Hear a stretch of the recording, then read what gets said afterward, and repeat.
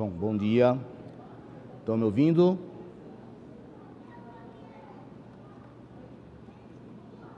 Graça e paz, irmãos.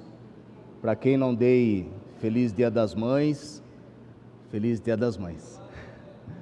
Hoje é Dia das Mães e quem está mais emocionado sou eu, né? Vocês perceberam na hora do anúncio aqui, né? Obrigado, Ginão. Deus abençoe. Um pouquinho de tosse, então 2 copinhos hoje para garantir, né? Irmãos, nós vamos continuar a nossa lição do livro do Charles Spurgeon. Nós temos uma sequência que nós estamos seguindo e hoje a nossa lição é a lição número 4. Nós vamos falar sobre a rejeição de Jesus. Jesus foi rejeitado pelos seus. Jesus foi rejeitado por aqueles da sua própria família, seus amigos. Então, já estou dando um spoiler aqui. Nazaré, Jesus rejeitado por seus amigos. Eu gostaria de iniciar já fazendo algumas perguntas.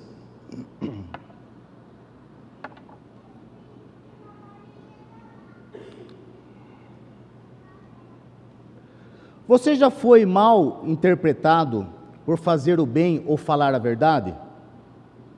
Alguém aqui já foi mal interpretado porque tentou fazer o bem ou falou a verdade e foi interpretado de forma negativa?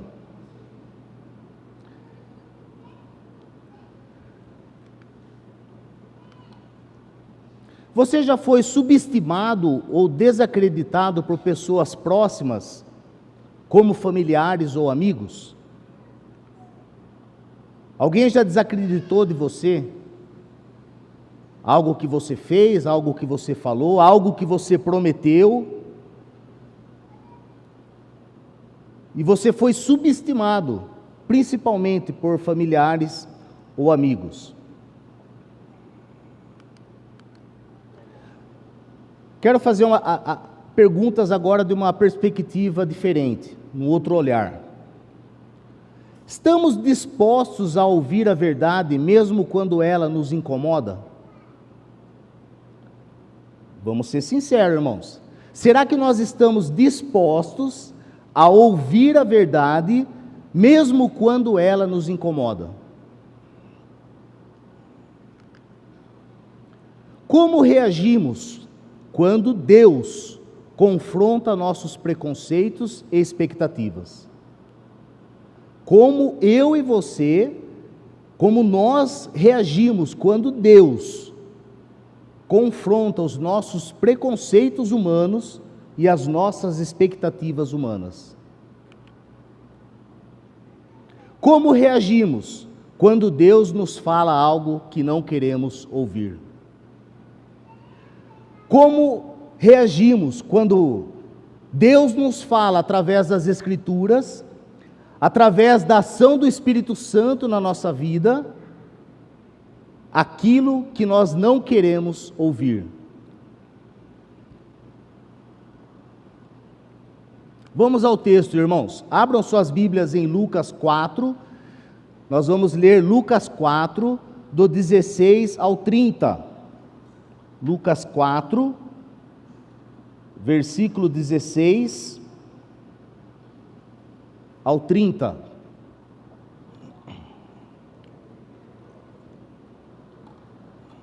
Olha só o que diz essa passagem, as Escrituras. Jesus é rejeitado em Nazaré, sua terra natal. 16. Ele foi a Nazaré, onde havia sido criado, e no dia de sábado entrou na sinagoga, como era seu costume, e levantou-se para ler. Foi-lhe entregue o livro do profeta Isaías, abriu-o e encontrou o lugar onde está escrito: O Espírito do Senhor está sobre mim, porque Ele me ungiu, para pregar boas novas aos pobres, e Ele me enviou para proclamar liberdade aos presos, e recuperação à vista aos cegos, para libertar os oprimidos, e para proclamar o ano do Senhor. Então ele fechou o livro, devolveu ao assistente e assentou-se. Na sinagoga, todos tinham os olhos fitos nele, e ele começou a dizer-lhes: hoje se cumpriu as escrituras que vocês acabaram de ouvir. Todos falavam bem dele, e estavam admirados com as palavras de graça que saíram dos seus lábios. Mas perguntavam: este é o filho de José? Jesus lhes disse: é claro que vocês me citarão esse provérbio: médico, cura-te a ti mesmo, faze aqui a tua terra o que ouvimos que fizeste em Cafarnaum. Contou ele: digo-lhes a verdade, nenhum profeta é aceito em sua terra.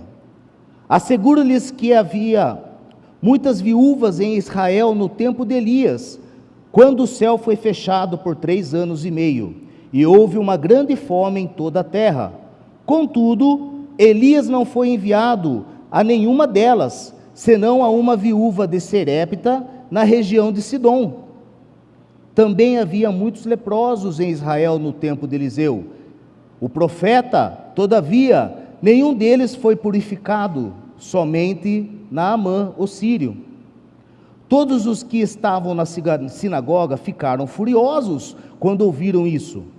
Levantaram-se, expulsaram-no da cidade e o levaram até o topo da colina, sobre a qual foram construída na cidade, a fim de atirá-lo precipício abaixo.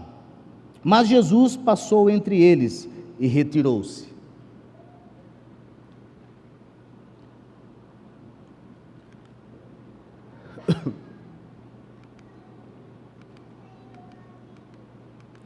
Irmãos, Jesus, após iniciar o seu ministério, retorna a Nazaré, sua cidade natal. Ali entra na sinagoga e lê uma passagem de Isaías, que ele fala sobre o ano aceitável do Senhor, uma mensagem de graça e libertação.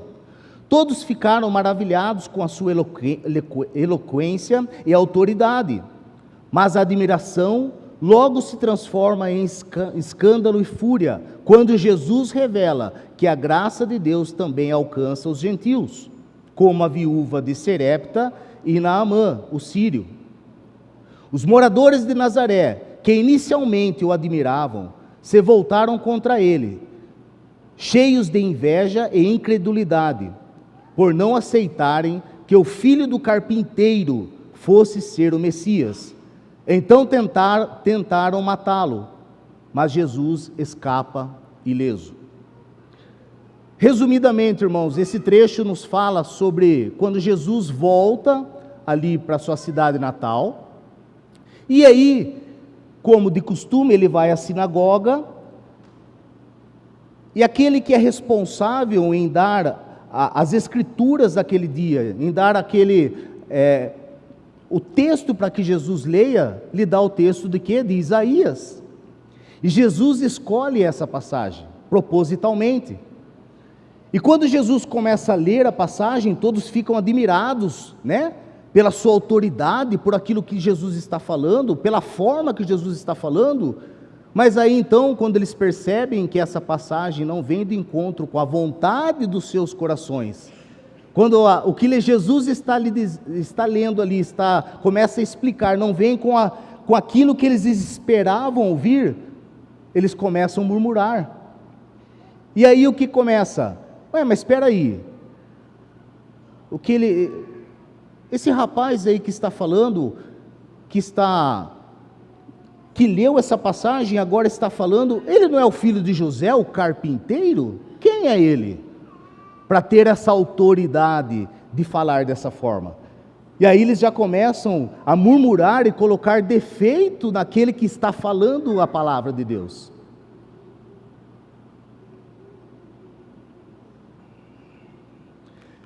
Eu fiz um pequeno resumo para que a gente possa entender. Antes de Jesus chegar para Nazaré, antes de Jesus voltar para Nazaré, a ordem desse retorno. Então, olha só.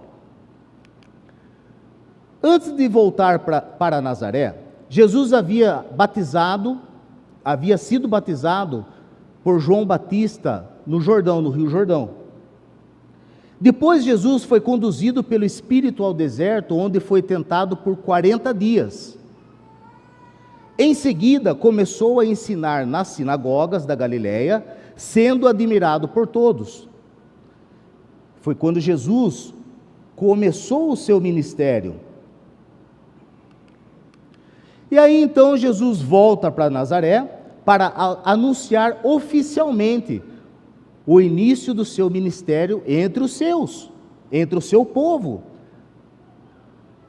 para cumprir a profecia de Isaías 61, que foi o texto que ele leu naquele dia, na sinagoga, para dar a oportunidade ao seu povo de conhecê-lo e recebê-lo como Messias, saber realmente que Jesus era o Messias, saber realmente que Jesus era aquilo que tinha sido profetizado pelo profeta Isaías, naquilo que ele leu no capítulo 61 de Isaías. Depois convido os irmãos que possam também acompanhar esse capítulo todo.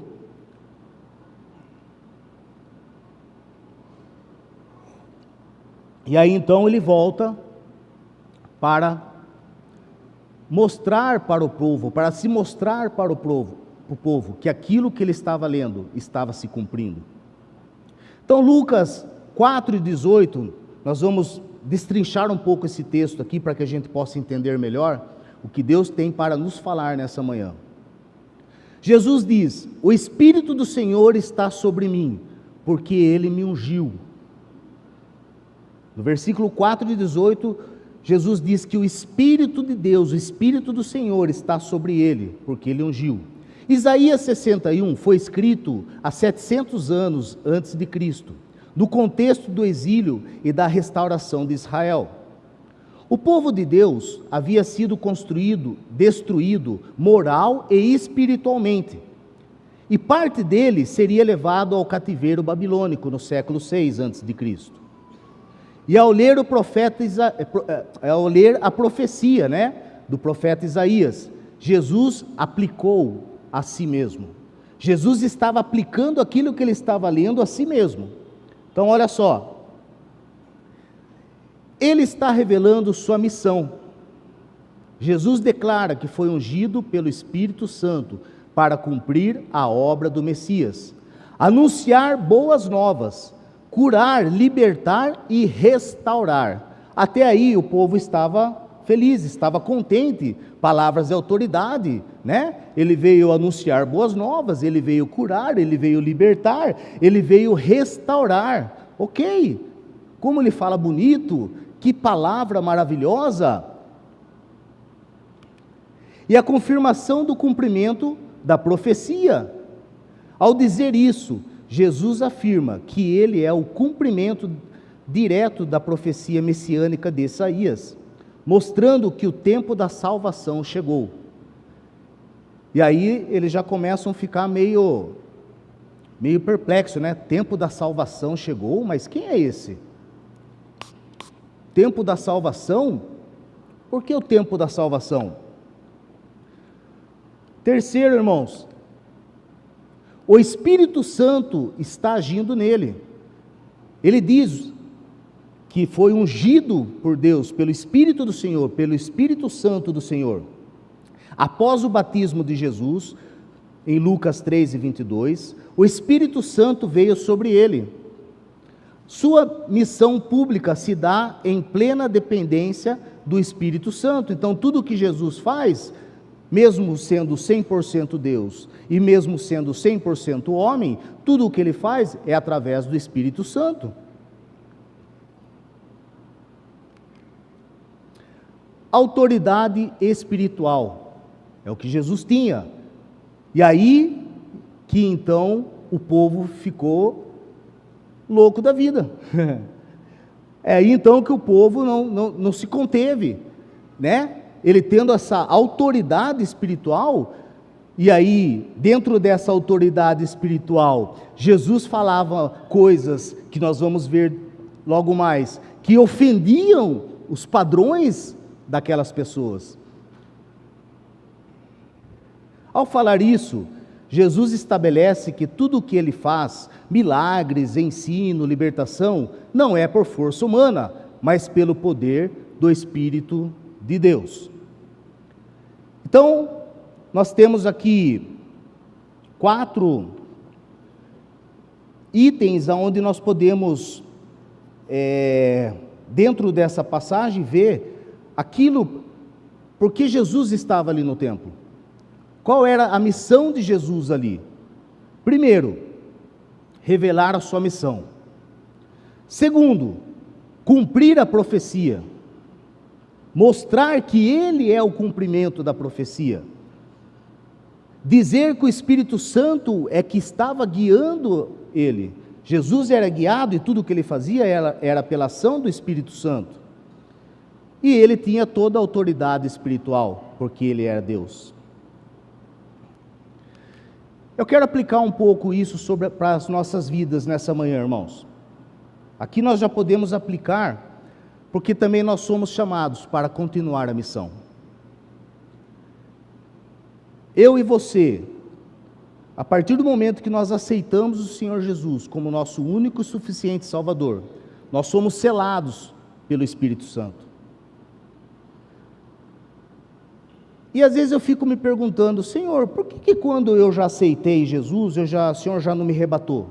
Aí eu não continuaria aqui fazendo coisas erradas, né? Porque mesmo selado pelo Espírito Santo, eu continuo sendo pecador, salvo, porém pecador. E eu continuaria, Senhor, desagradando a Ti, ó Pai. Então por que o Senhor já não me rebatou? Senhor, eu aceito o Senhor Jesus como meu único e suficiente Salvador, confesso os meus pecados, e com a minha boca eu proclamo que o Senhor é o Salvador da minha vida. Seria ótimo para mim. Mas o Senhor tem um plano para as nossas vidas. O Senhor tem uma missão para as nossas vidas. E aqui nós podemos entender que continuar a missão de Jesus é um privilégio para mim. Continuar a missão do meu mestre é um privilégio, não uma obrigação. E o Senhor tem um propósito nas nossas vidas, irmãos.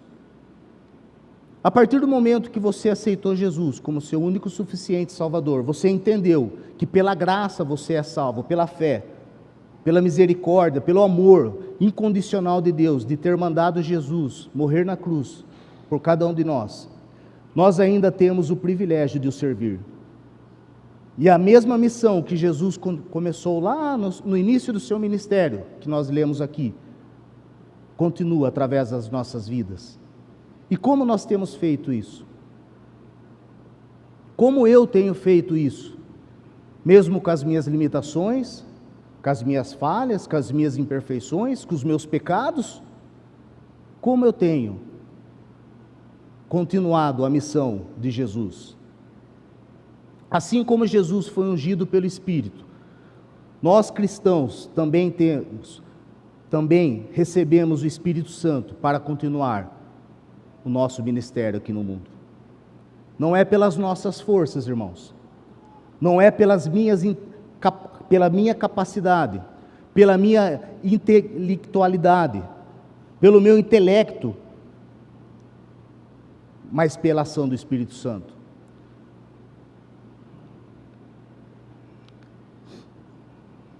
Levar boas novas aos que estão em sofrimento, estar sensíveis a reconhecer o sofrimento do próximo e levar aquilo que é o refrigério, que é a palavra de Deus. Usar nossos dons e talentos para curar feridas emocionais, espirituais e sociais. Nós temos dons, irmãos, muitas vezes está lá escondido, está lá guardado na gaveta, mas na ação do Espírito Santo, na nossa sensibilidade em estar pronto para servir, para continuar a missão de Jesus, esses dons, ele aflora, e nós temos que colocar em prática. ter a sensibilidade para servir os pobres, presos, cegos e oprimidos ao nosso redor. Aqui nós podemos entender, depois nós vamos falar isso um pouco mais para frente, mas aqui nós podemos entender que os pobres, irmãos, não são só os pobres financeiros, mas os pobres de espírito. Tem muitas pessoas ricas, milionárias nesse mundo, que são tão ricas e acabam sendo tão pobres porque só têm a riqueza, mas são pobres de espírito. Não só os ricos, é lógico, os favorecidos, mas existem pobres e pobres de espírito que precisam ouvir da palavra de Deus. Presos, não só aqueles que estão atrás das grades, não só os encarcerados, mas os presos nos seus vícios, nos seus pecados, naquilo que separa a sua vida com o propósito de Deus para ele. Nós temos que estar sensíveis para continuar a missão de Jesus para essas pessoas. Cegos, Jesus curou muitos cegos, fez muitos milagres, mas não só os cegos que não enxergam literalmente, mas aqueles que estão cegos para as coisas de Deus. Nós temos que estar sensíveis em abrir os olhos através da palavra do Senhor para as pessoas aí no mundo que não estão enxergando o que Deus tem para a vida delas. E muitas vezes estamos cegos, mesmo sentados nos bancos da igreja. Muitas vezes, irmãos, Deus tem falado conosco, e eu falo por mim, porque quantas e quantas vezes eu estive sentado no banco da igreja, eu nasci no lar cristão, e eu estava cego para aquilo que Deus estava falando para mim, através do pregador no púlpito, através da sua palavra. Quantas e quantas vezes, irmãos, pegamos a palavra do Senhor e lemos e lemos e lemos e continuamos cegos, não deixamos a ação do Espírito Santo falar no nosso coração, porque nós queremos ler aquilo que eu quero ouvir. Nós temos que estar sensíveis aos oprimidos, oprimidos pela sociedade, oprimidos pela política, oprimidos por muitas outras coisas, oprimidos por ações demoníacas. Daqui um mês e pouco eu vou estar voltando para Moçambique. Aquele país é um país oprimido espiritualmente. Irmãos, orem por esse trabalho, não por mim, porque esse trabalho é nosso, mas para que Deus já esteja lá preparando aquilo que já está sendo feito através dessa igreja, através da oração, através das contribuições, mas principalmente porque aquele país é um país onde ainda continua escravizado pela feitiçaria, pela magia negra, pelas hostes e potestades que cegam a vista e a visão daquelas pessoas, e não só lá, aqui também. A opressão, ela cega, ela aprisiona e ela empobrece o raciocínio daquele que não conhece a verdade. E a nossa missão é continuar o que Jesus iniciou. A graça, irmãos, ela é inclusiva. A graça é para todos. Jesus não morre na cruz, e Jesus nesse momento, então, ele não está falando só para alguns ali. Ele está falando para todos, que a profecia estava sendo cumprida e que ele é o Messias. E aquela graça é para todos ali. Jesus citou a viúva de Serepta e Naamã para mostrar que o amor de Deus alcança além de Israel. Não só para aquele povo ali, mas além. E chega aos de fora. O que Jesus tem para nós não é para ficar somente aqui entre nós. O que Jesus tem para nós é para mostrar para o mundo aí fora, para os cegos, para os pobres, para os oprimidos, para os presos, que Ele dá a libertação, que Ele dá a vida eterna. O Evangelho é para todos, inclusive aos que o mundo rejeita. Quem o mundo rejeita, irmãos? Quantas e quantas vezes já vieram falar para mim: o que você vai fazer lá na África? Aquele país já está condenado, você está perdendo o seu tempo, aquele país já está escravizado e já está condenado por Deus. Quantas e quantas vezes eu já ouvi assim: o que você vai fazer perdendo o seu tempo, falar com aqueles que estão atrás das grades, mataram, roubaram, destruíram vidas. Você está perdendo o seu tempo. Eles vão, voltam, e você vai lá perder o seu tempo. Quantas vezes, irmãos, você falou de Jesus para alguém e você foi recriminado por falar: você está perdendo o seu tempo. Mas a graça é para todos, principalmente para os de fora. Foi o que Jesus mostrou aqui nesse texto. A graça não é só para Israel, mas principalmente para os que é de fora. Evite preconceitos religiosos, sociais ou éticos. Abrace o diferente. E aí o diferente você pode muitas vezes achar: esse não tem mais jeito, e esse não vou perder tempo, e esse não vai me ouvir. Esse é o diferente que precisa ser abraçado por Jesus através da sua vida.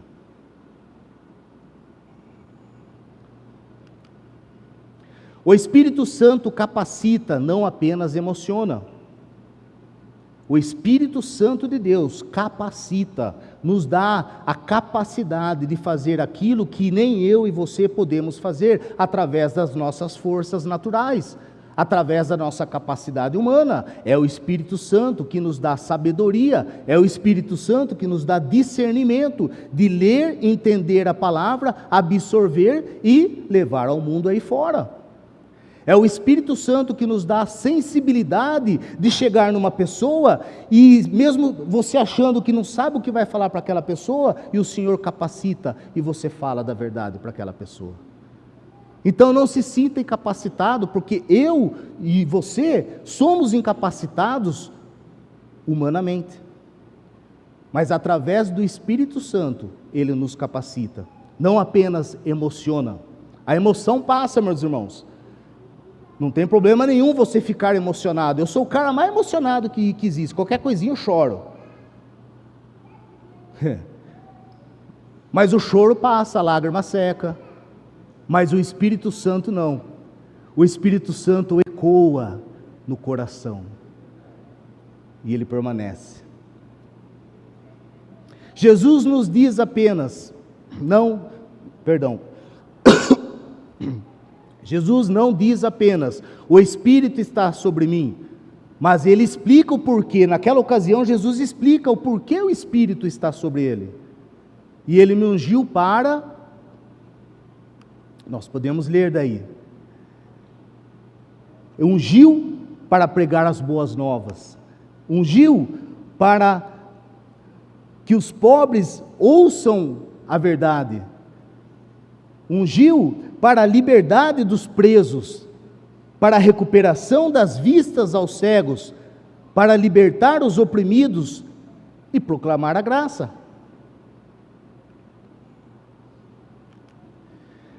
Busque o Espírito Santo não apenas para experiências, mas para a missão.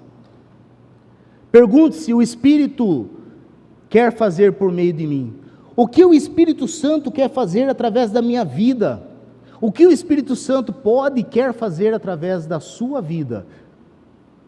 Como que eu já falei aqui, se nós somos salvos, nós temos que cumprir o propósito de Deus em nossas vidas. E esse propósito está através do Espírito Santo nos conduzindo. A verdade nem sempre será bem recebida, irmãos. E eu posso dizer, na maioria das vezes, ela não vai ser bem recebida. depende do solo, depende da onde vai ser plantado a semente. E uma coisa nós não podemos fazer, irmãos, quando nós falamos da palavra, quando nós pregamos, quando nós estamos com a semente da palavra do Senhor para plantar, infelizmente a parte do solo nós não podemos mexer, ela é individual da outra parte. Mas a nossa missão é falar da palavra. Mesmo falando com graça, Jesus foi rejeitado por seus próprios conterrâneos. Jesus foi rejeitado por seus próprios conterrâneos. Ser fiel, mesmo que a mensagem gere resistência. Irmãos, nós não podemos desistir. Nós não podemos recuar. Nós temos que ser fiel porque a palavra nos alcançou, a verdade nos alcançou. E talvez, cada um aqui pode contar a sua história, ela não tenha até alcançado de primeira. Talvez a palavra que você ouviu, não foi a primeira vez que você ouviu a palavra de Deus, alguém pregar, seja na escola dominical, ou seja depois mais velho, você aceitou de primeira. Isso é muito difícil acontecer, mas acontece. Mas a nossa missão é continuar proclamando. Ah, mas aquele não tem mais jeito, já preguei 14 vezes para ele, já preguei 20 vezes para ele. Mas a nossa fidelidade tem que permanecer diante de um Deus, que é o Deus do impossível. A aceitação das pessoas não é o sinal de aprovação divina. A fidelidade é. Se a pessoa vai aceitar ou não, isso é com Deus. Mas a nossa fidelidade, sermos fiéis e continuar a missão de Jesus, essa é a nossa missão.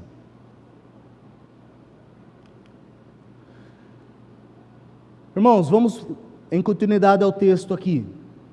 Em Lucas 4, 18 a 19, Jesus lê apenas a parte do texto de Isaías 6, 61, 1 e 2.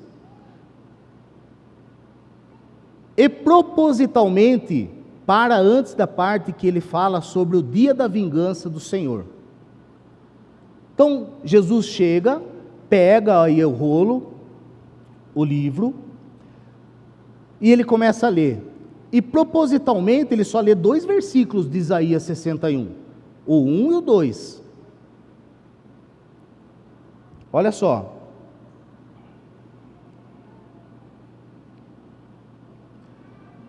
Versículo 17: Foi-lhe entregue o livro do profeta Isaías, abriu e o encontrou o lugar onde está escrito: O Espírito do Senhor está sobre mim, porque ele me ungiu para pregar boas novas aos pobres, ele me enviou para proclamar a liberdade aos presos, a recuperação da vista aos cegos, para libertar os oprimidos, proclamar o ano da graça do Senhor.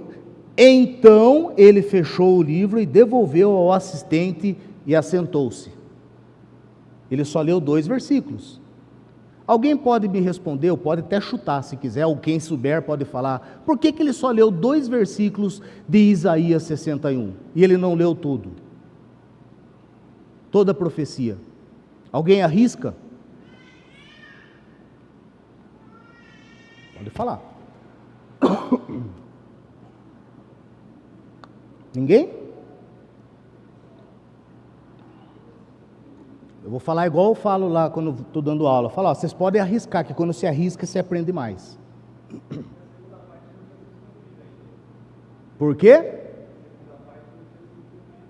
Você leu aqui, né, o que eu escrevi, né? Irmãos, nosso irmão falou, porque a segunda parte da leitura não tinha sido cumprida ainda. Olha só, vou dar uma dica aqui. Jesus leu aquilo que é o ano aceitável do Senhor. Pregar boas novas, liberdade, recuperação e libertar os oprimidos, certo? Jesus deliberadamente omitiu a menção ao dia da vingança, porque esse tempo ainda não havia chegado. Naquele momento, Jesus estava anunciando o tempo da graça, não do juízo. Irmãos, eu fico pensando, se Jesus foi lá e falou só coisa boa, falou sobre o tempo da graça, e ele já foi expulso e tentaram matar ele, imagina se ele falasse do juízo. Não ia nem ser expulso, né? Ia matar ali mesmo. Então, olha só. A primeira vinda de Jesus é graça e salvação, que é o que nós estamos vivendo. Nós estamos vivendo no tempo aceitável do Senhor, no tempo da graça, e depois virá o juízo e a restauração, a segunda vinda. Ou seja, Jesus estava dizendo, hoje essa parte se cumpriu, referindo-se ao ano aceitável, à era da salvação. Muito bem, meu irmão. Parabéns, estrelinha, nota 10. Entenderam, irmãos? Jesus, a gente subestima, né? É igual quando a gente lê a palavra de Deus, né? A gente fala assim, nossa, como não pensei nisso? A nossa capacidade é muito pequena para aquilo que Deus tem reservado para nós.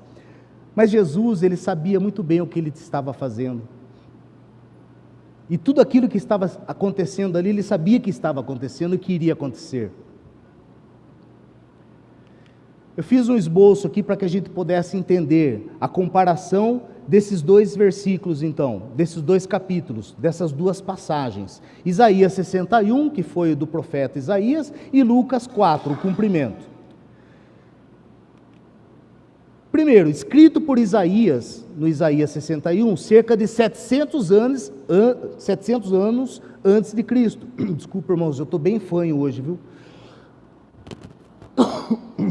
700 anos antes de Cristo. Em Lucas, lido por Jesus no início do ministério. Esperança de libertação e restauração. Lá em Isaías, na profecia, se dava uma esperança de libertação e restauração. Em Lucas, anuncia o tempo da graça chegou. Ele anuncia que o tempo da graça chegou.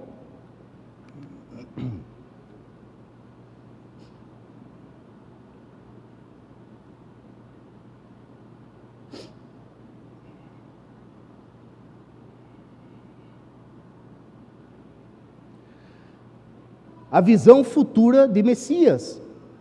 Em Isaías, então, dá uma visão futura de um Messias que virá.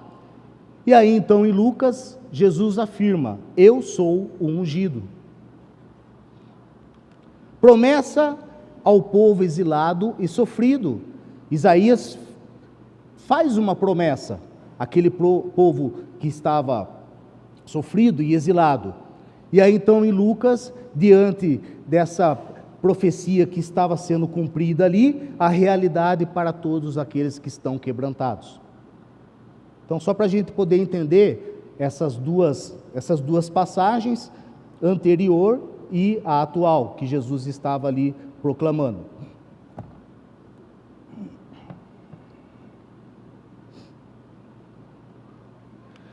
Irmãos, por que Jesus se assentou?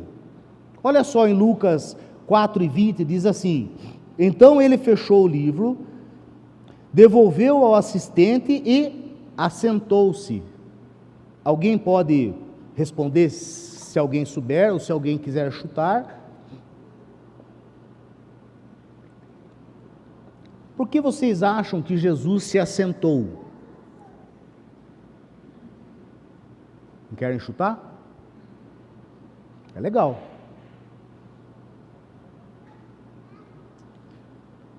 Olha só, irmãos.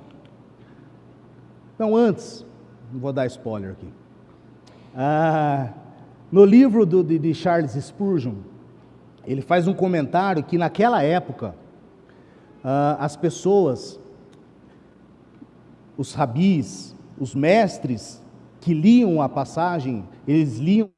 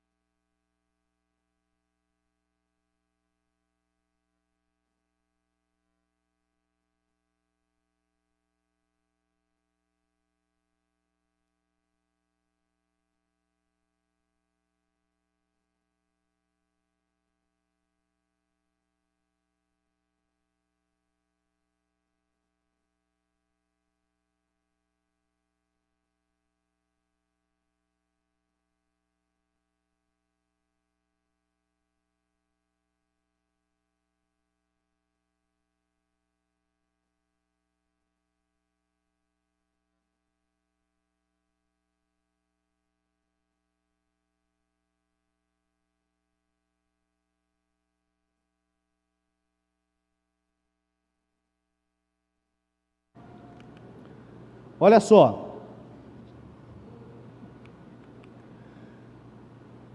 Por que ficaram furiosos? Por que quando Jesus começa a explicar, todas aquelas pessoas começaram a ficar furiosas? Então veja bem, primeiro, Jesus confrontou o orgulho deles, usou exemplos de gentios abençoados por Deus. Quer dizer, não são só eles, o povo de Israel que é abençoado, mas a graça e a bênção vêm para todos. E aí já começaram a ficar furiosos. O que isso significava para os ouvintes? Jesus sugeriu que Deus pode rejeitar Israel e abençoar estrangeiros. Jesus começou a dar uma sugestão, não que Jesus rejeitaria Israel, mas que ele poderia rejeitar, porque a graça é para todos, não só para Israel. Terceiro, a implicação direta. Vocês estão rejeitando o Messias, assim como seus antepassados rejeitaram os profetas. E a reação: se ofenderam profundamente e ficaram furiosos, ao ponto de tentar matar Jesus. Irmãos, tudo que era tão bom, em poucas palavras que Jesus falou ali, começou a se transformar em fúria. Essa foi uma das primeiras vezes que Jesus revelou que o reino de Deus incluiria gentios, o que provocou uma reação de ódio, tanto que tentaram matá-lo logo em seguida. Olha só, irmãos, Jesus não discutiu, não tentou convencer ninguém, nem usou milagres para provar sua autoridade, mas simplesmente saiu. Dentro daquela fúria, no momento que aquelas pessoas estavam furiosas, murmurando: quem é esse que está falando dessa forma? Esse filho do carpinteiro, esse filho de José, né? Já começou a desmerecer daquele que anteriormente era uma autoridade no que estava lendo. Mas Jesus, então, percebendo aquilo, e pegaram Jesus e arrastaram, porque naquela época eles faziam isso, né? Eles levavam os malfeitores para um penhasco e jogavam de lá de cima.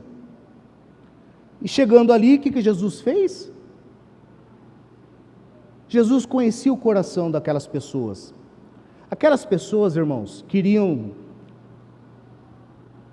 conhecendo a fama de Jesus, os milagres que Jesus já tinha feito lá em Cafarnaum e tudo mais, eles queriam o quê? Eles queriam milagres, eles queriam coisas sobrenaturais, eles queriam ver o que Jesus podia fazer, como ele já tinha feito em Cafarnaum, né? Dado vista aos cegos, transformado água em vinho. Ele queria que Jesus fizesse ali um show. E pensando também mais alto, eles queriam também que quando Jesus voltasse para Nazaré, melhorasse o comércio daquela cidade. Porque se Jesus estivesse lá, as pessoas viriam para ver Jesus e aumentaria o comércio da cidade. Então aquelas pessoas estavam pensando em coisas materiais, em coisas visuais, em shows. E Jesus não fez nada disso. Jesus falou da palavra, Jesus oferece a graça, Jesus oferece a libertação, Jesus oferece a salvação de um Salvador que estava ali na frente deles.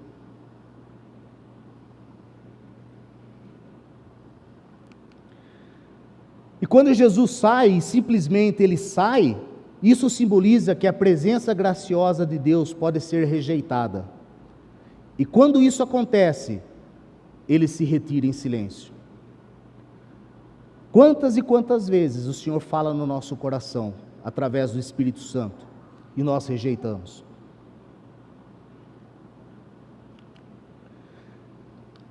Nazaré teve a chance única de ouvir o próprio Messias, e não apenas o rejeitou, mas tentou matá-lo. Pontos importantes aqui, irmãos. A familiaridade pode gerar desprezo, como eles falaram ali. Não é esse o filho de José? Quer dizer, já não serve mais, né? Esse daí, o filho do carpinteiro, quem é ele?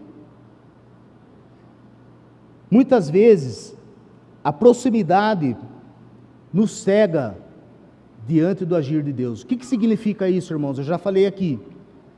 Às vezes nós nascemos dentro da igreja, ouvindo a palavra do Senhor, domingo após domingo, não faltamos nenhum culto, sabemos quem é Jesus, conhecemos quem é Jesus, mas rejeitamos a graça do nosso Senhor.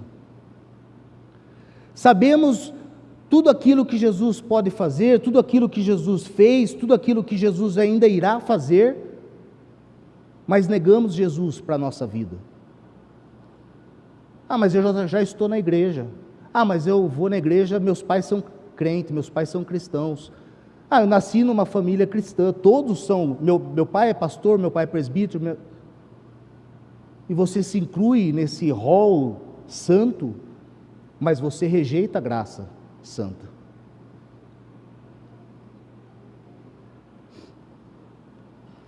Segundo, Jesus proclama a graça, mas confronta a incredulidade.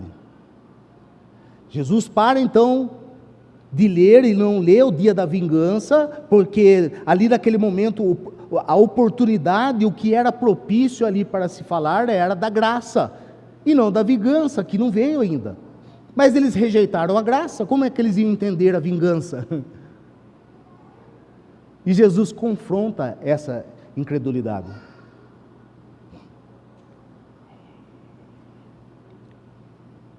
A graça, irmãos, não é um privilégio para alguns. A graça é um privilégio para todos. E nós estamos nessa era. Nós estamos na era da salvação. E a nossa missão é proclamar essa graça a todas as nações. A ira do coração incrédulo. Terceiro ponto importante. A reação deles foi extrema. Passaram de admiração ao desejo de matar. Irmãos, quantas vezes nós lemos a palavra, nós ouvimos uma pregação, e aquilo que começa bonito, como aquele pregador fala bem, que palavra que veio ao encontro, e ao aplicar, ou ao finalizar a pregação, já não serve mais para nós.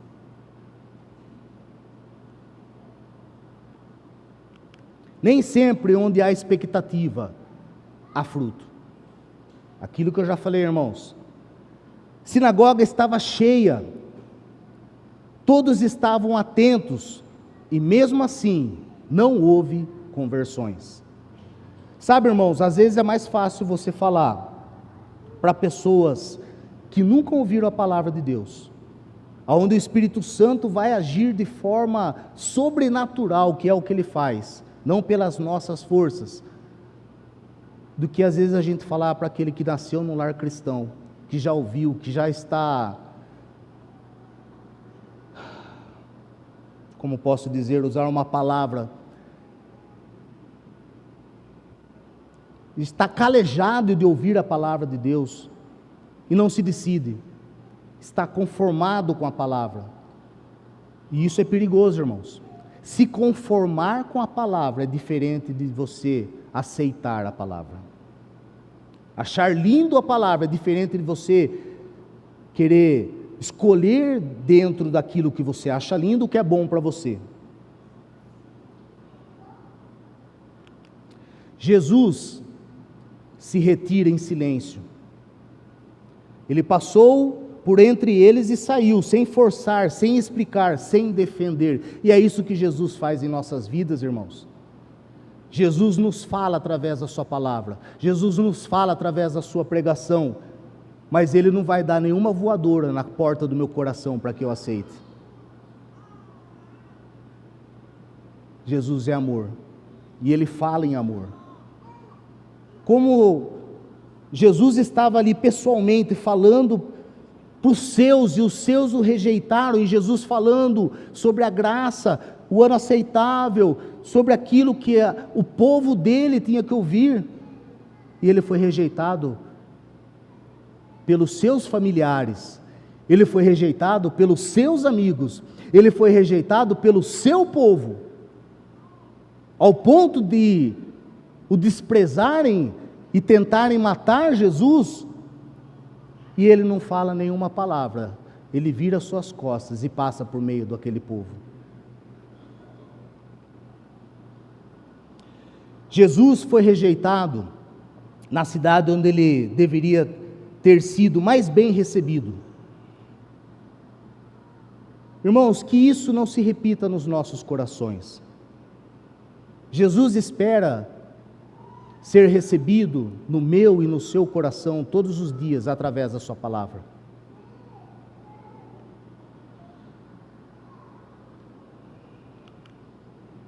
Eu quero finalizar com esse pensamento. Às vezes Jesus entra em nossas sinagogas. Jesus entra em nossas sinagogas pessoais e nos confronta através da sua palavra. E o que nós fazemos? Vamos recebê-lo ou tentar expulsá-lo? Irmãos, que nós possamos receber Jesus como Ele é, porque o que Ele é bom, é o que há de melhor, e não querer receber Jesus da forma que nós queremos que Ele fosse. É esse o nosso problema humano, é esse o nosso problema, esse é o problema da humanidade, ouvir aquilo que é bom, e aquilo que Jesus quer ser de melhor para a nossa vida, porque Ele dá o melhor para as nossas vidas, aí nós não queremos mais. Nós expulsamos Jesus das nossas sinagogas pessoais. Hebreus 3:15 diz assim: hoje, se ouvirdes a sua voz, não endureçais o vosso coração. Se hoje ouvir a voz de Jesus na sua vida, não endureça o seu coração, que o meu e o seu coração possa estar aberto para aquilo que Deus tem de melhor para as nossas vidas. Que Deus nos abençoe, bom domingo a todos e feliz Dia das Mães novamente.